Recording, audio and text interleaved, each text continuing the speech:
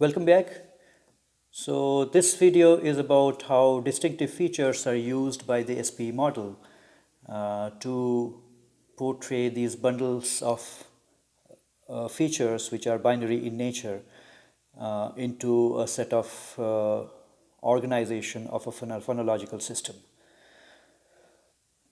So how do I define it? So the theory of distinctive features was first developed by Roman Jakobson around 1930s and 40s, and who is considered the father of the theory of distinctive features. And this became the basis for the standard model by Chomsky and Hall, or the SPE model. And the distinction from Jakobson's model was that the Jakobson's features were all equivalent. That means two values. That's having a characterization between a defining property and on the other hand, the derivative that Chomsky and Hall are talking about, they do not consider that to be in fashion. Rather, what they do is that the distinctive features are defined in sets of matrices, and they are defined in terms of certain features. So the classes of distinctive features in SPE model are as follows. You have major class features, you have manner features, and then you have the place features. So what are the major class features? So the major class features represent major classes of sounds. So they are called so because they are required for dividing the sounds into classes such as vowels and consonants, and the binary opposition of this kind emphasizes the need for describing the phonological patterns and the ease that are generated from this kind of an approach is that it becomes very, very objective. So there are three major class features which are plus minus syllabic. Secondly, it is plus minus consonantal, and the third is plus minus sonorant.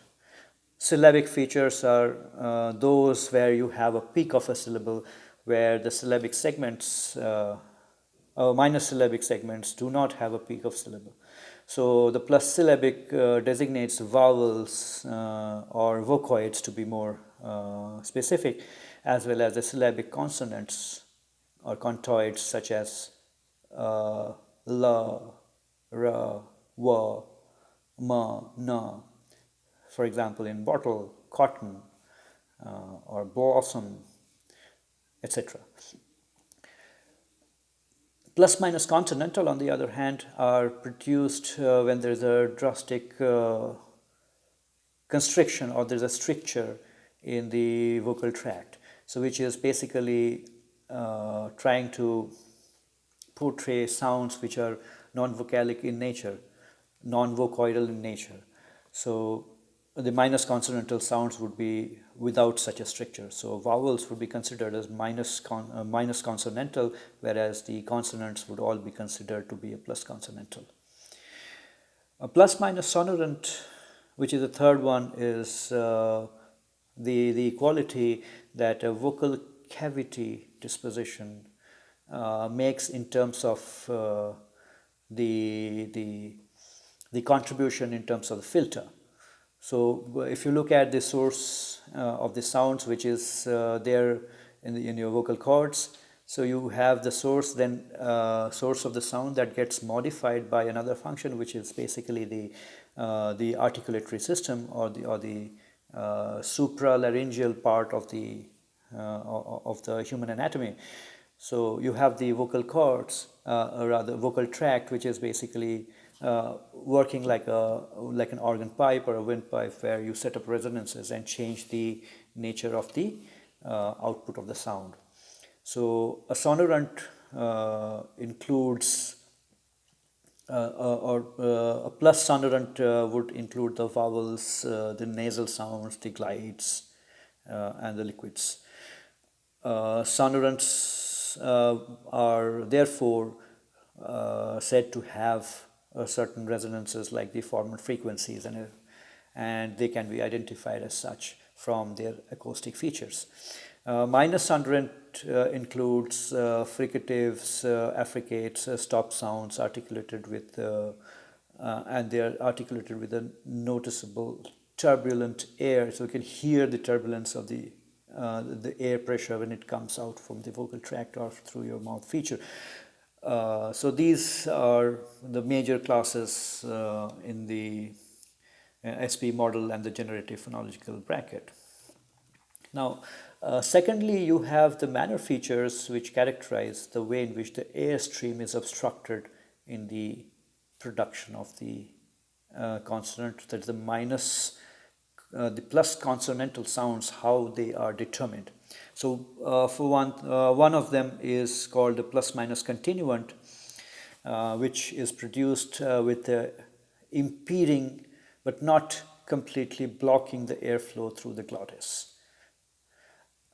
Secondly, you have the plus minus nasal, so you have to raise the velum in order to block the nasal passage, so that would be minus nasal, and therefore plus nasal would be when you voluntarily lower the velum to open up the nasal tract.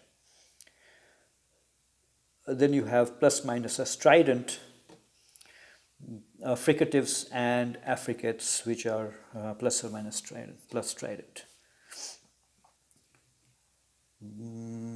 The next feature that we can talk about is the laterals.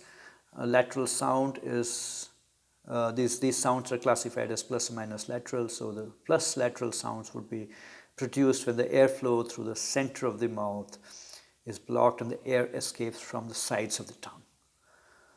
So for example, la is a liquid, it's a lateral, it's a plus lateral sound.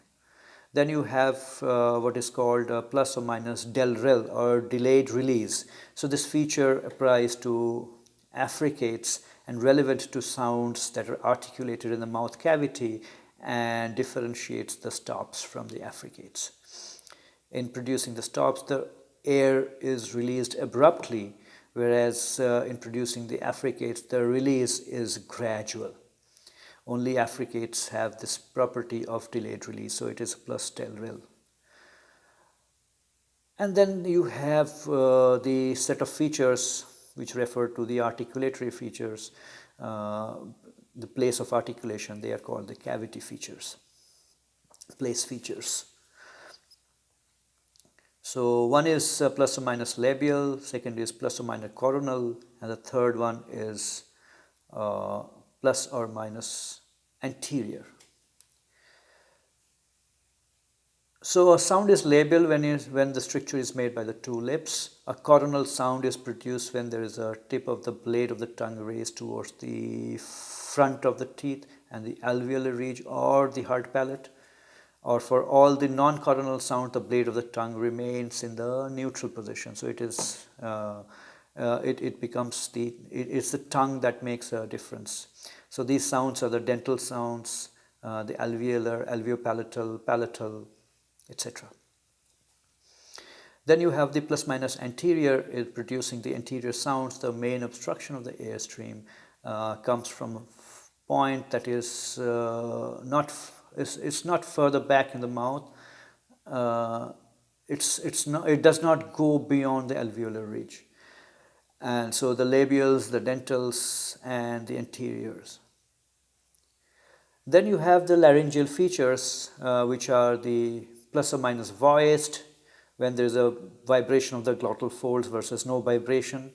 Then you have the spread glottis, which is also called the openness of the glottis. So it's basically when you have an aspiration. And then you have a set of features which define the position of the tongue, which are called the tongue body features. So which is plus minus high, plus minus low, plus minus back, plus minus tense lax.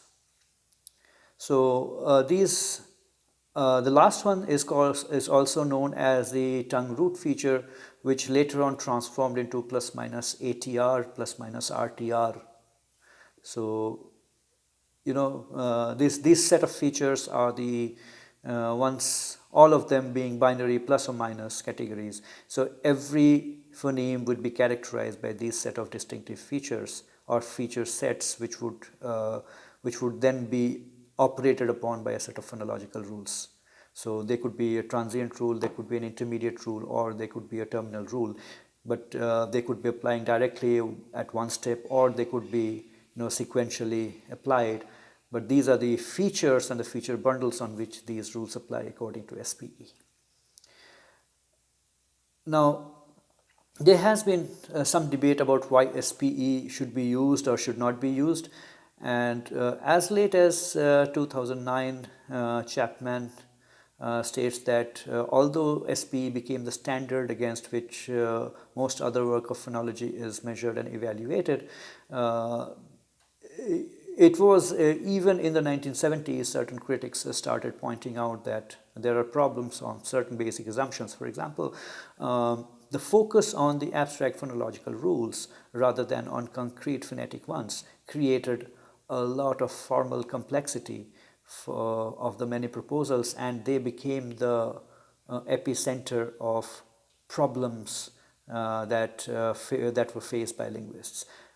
The criticisms led to the development of natural generative phonology, which tried to set up the rules that were more plausible than those of the SPE nature. In a later video, we will see how this developed into natural generative phonology and auto-segmental phonology, which led to the movement in current linguistic times, which is called the optimality theory.